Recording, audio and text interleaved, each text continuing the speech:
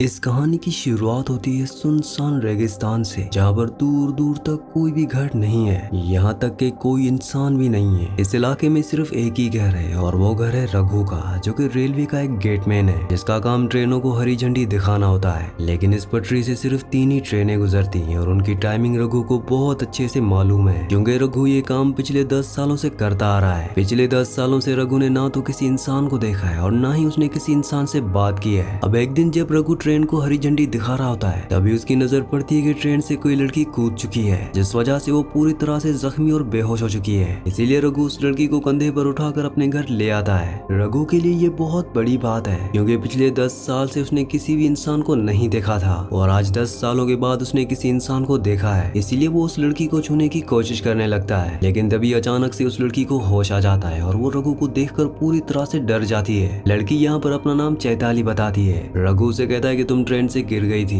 इसीलिए मैं तुम्हें उठाकर यहाँ पर ले आया, क्योंकि बाहर बहुत ज्यादा धूप थी और तुम बीमार पड़ सकती थी। रघु से पूछता है कि आखिर तुम ट्रेन से कैसे गिरी। चैताली बताती है कि वो अपने हस्बैंड के साथ सफर कर रही थी। जब वो टॉयलेट की तरफ गई तो वहाँ 2 लोग लड़ रहे थे और जब मैं उनके बीच में आई तो उन लोगों ने मुझे ही नीचे फेंक दिया। चैताली कहती है कि उसके हस्बैंड परेशान हो रहे होंगे और उसे ढूंढ रहे होंगे, वो किसी भी वक्त शायद यहाँ भी आ सकते हैं, लेकिन उससे पहले मुझे उन तक पहुँचना है। तब रघु बताता है कि यहाँ से दूर दूर तक कोई भी घर नहीं है और न ही कहीं तक जाने का जरिया। अगर तुम्हारे हस्बैंड तुम्हें ढूंढने के लिए आएंगे तो वो यहीं आएंगे, इसलिए तुम्हें यहीं पर रुकना चाहिए। लेकिन चैताली रघु की बात नहीं मानती और अकेले ही रेगिस्तान में निकल पड़ती है। चैताली बहुत दूर तक जाती है, लेकिन दूर दूर तक कोई भी घर नहीं होता। तभी यहाँ पर चैताली को चक्कर आने लगते हैं और वो बेहोश हो जाती है। इसके बाद हम देखते हैं कि रघु चैताली का पीछा कर रहा था। जब वो बेहोश हुई तो वो उसे फिर से उठाकर अपने घर ले आया और जो चैताली के पैर में चोट लग चुकी थी उन पर वो मरहम लगा रहा होता है। रघु चैताली को समझाता है कि तुम यहाँ से नहीं जा सकती, तुम अपने हस्बैंड को यहीं पर आने दो। लेकिन चैताली को रघु के ऊपर बिल्कुल भी भरोसा नहीं है, क्योंकि वो किसी अनजान शख्स के साथ ऐसे रात नहीं बिता सकती। अगर उसने रात को कुछ कर दिया तो वो कुछ भी नहीं कर सकती। चैताली जैसे तैसे सो जाती है, लेकिन वो बार बार उठकर रघु को देख रही होती है, जो कि फर्श पर सो रहा होता है। रघु को ऐसा लगता है कि शायद चैताली अनकंफर्टेबल है, इसलिए वो घर से बाहर चला जाता है। चैताली जब देखती है कि रघु बाहर चला गया, तब जाकर वो सुकून की नींद सोती है। अगले दिन जब सुबह होती है तो रघु अपनी डेली रूटीन स्टार्ट कर देता है। वो सुबह 4:30 बजे उठता है, बहुत दूर से पानी लेकर आता है और सुबह सुबह एक ट्रेन भी आती है जिसे उसे हरी झंडी भी दिखानी होती है। रघु पिछले 10 सालों से यही रूटीन फॉलो कर रहा है और आज तक वो किसी भी ट्रेन का टाइम नहीं बोला है। रघु यहाँ पर चैताली को बताता है कि उसने पिछले 10 सालों से किसी भी इंसान से बात नहीं की है, उसे बात करना काफी पसंद है। यहाँ पर चैताली भी अब कहीं ना कहीं रघु पर यकीन करने लगी है, क्योंकि रात को उसने उसके साथ कुछ भी नहीं किया।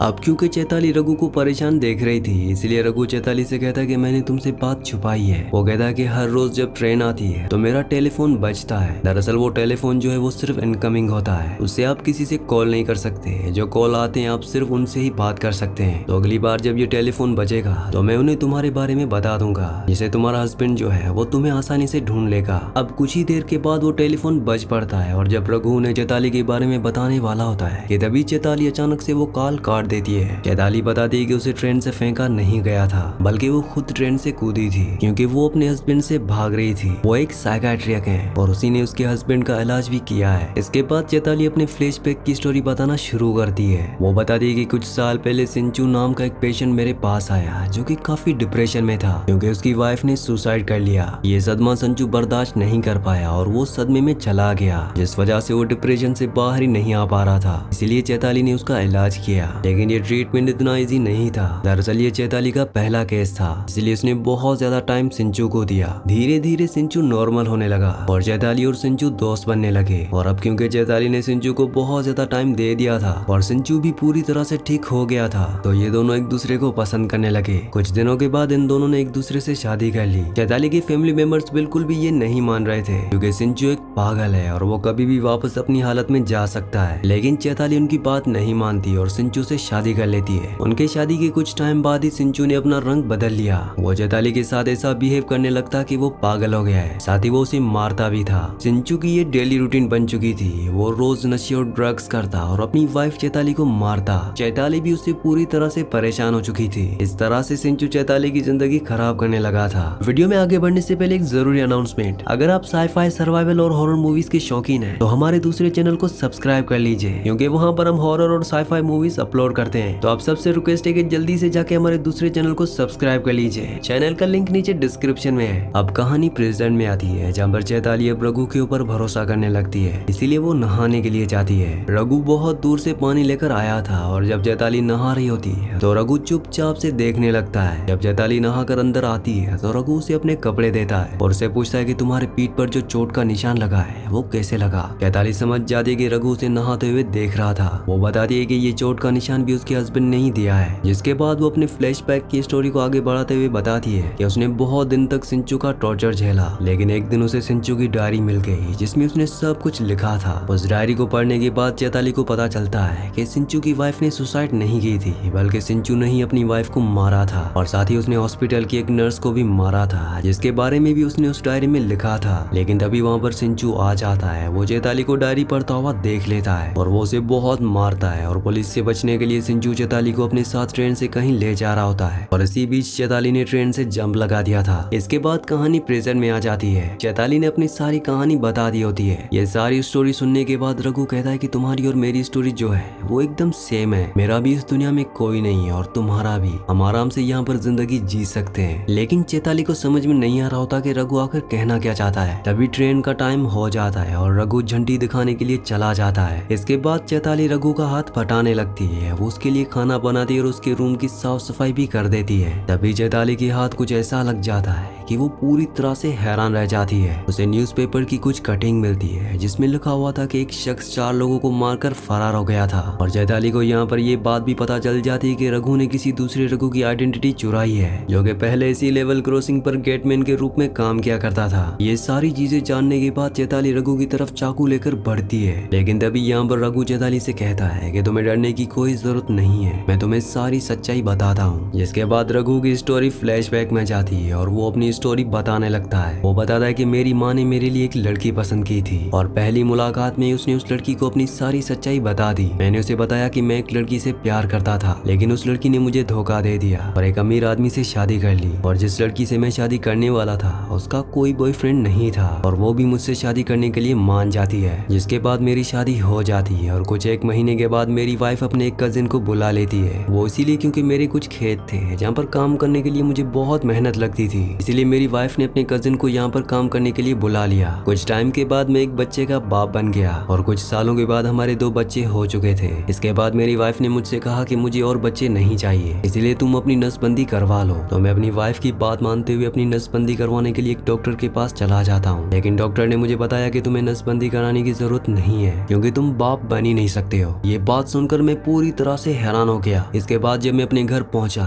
तो मैं और भी ज्यादा हैरान हो गया क्योंकि मेरी वाइफ और उसका कजन एक साथ थे। ये देखने के बाद मैं समझ जाता हूँ कि मेरी वाइफ का अफेयर है और जो 2 बच्चे हैं वो भी उसी कजन के हैं, मतलब मेरी कोई फैमिली है ही नहीं। ये सारी चीजें देखने के बाद मुझे बहुत ज्यादा दुख हुआ और मैंने इन चारों को मार दिया, मतलब कि रघु की वाइफ, उसके कजन और दोनों बच्चों को उसने मार दिया। इसके बाद कहानी आती है वापस प्रेजेंट में, जहाँ पर रघु चैताली को बताता है कि शायद मेरी जगह पर कोई और भी होता तो वो भी यही करता। अब चैताली भी रघु को हौसला देने लगती है और उसे सपोर्ट देने लगती है। वो उसे कहती है कि तुम्हारी जगह पर कोई और भी होता तो वो भी यही करता। अब आगे रघु चैताली को बताता है कि जब मैंने उन 4 लोगों को मारा तो पुलिस से बचने के लिए वो यहाँ तक भाग निकला। यहाँ पर उसे रघु नाम का एक आदमी मिला जो कि गेटमैन था। वो उन्हीं के साथ काम करने लगा, खेत में हाथ बटाने लगा, जिससे कि वो यहीं पर घुल मिल गया। लेकिन एक दिन अचानक से उनकी मौत हो गई और तब से वो यहीं पर गेटमैन का काम कर रहा है और इसी तरह से उसे 10 साल हो चुके हैं। इसके बाद चैताली को रघु के ऊपर तरस आने लगता है कि इस आदमी के साथ बहुत ज्यादा बुरा हुआ है, इसीलिए चैताली डिसाइड करती है कि वो कुछ दिन तक यहीं पर रहेगी। इसीलिए वो रघु के साथ काम में हाथ बटाने लगती है। इन्हें पानी के लिए बहुत दूर जाना पड़ता है, लेकिन फिर भी चैताली पानी के लिए जाती है। और जब चैताली बहुत दूर पानी लेने के लिए जाती है और जब रघु रेलवे क्रॉसिंग पर होता है, तभी यहाँ पर सिंचू अपनी वाइफ को ढूंढते हुए यहाँ तक पहुंच जाता है। वो यहाँ पर रघु से पूछता है कि क्या तुमने यहाँ पर एक औरत को देखा? रघु साफ साफ मना कर देता है। वो कहता है कि उसने किसी भी ऐसी औरत को यहाँ पर नहीं देखा है। यहाँ पर सिंचू बताता है कि उसकी वाइफ का ट्रीटमेंट चल रहा है, वो पूरी तरह से पागल है, उसका नाम शिखा है और वो अपने मन से ही उल्टी सीधी बातें बताने लगती है और कहने लगती है कि मैं एक डॉक्टर हूँ। अगर शिखा किसी के साथ रह रही है तो उसे जानलेवा खतरा भी हो सकता है। अगर तुमने उस लड़की को देखा है तो मुझे बता दो। मेरी वाइफ शिखा का इलाज चल रहा है और मेरा नाम डॉक्टर सिंचू है। ये सारी बातें सुनने के बाद यहाँ पर रघु को यकीन नहीं हो रहा होता कि आखिर वो किसके ऊपर भरोसा करे और किसके ऊपर नहीं। ये सारी बातें सुनने के बाद रघु फौरन उस जगह पर जाता है जहाँ पर चैताली पानी के लिए गई थी।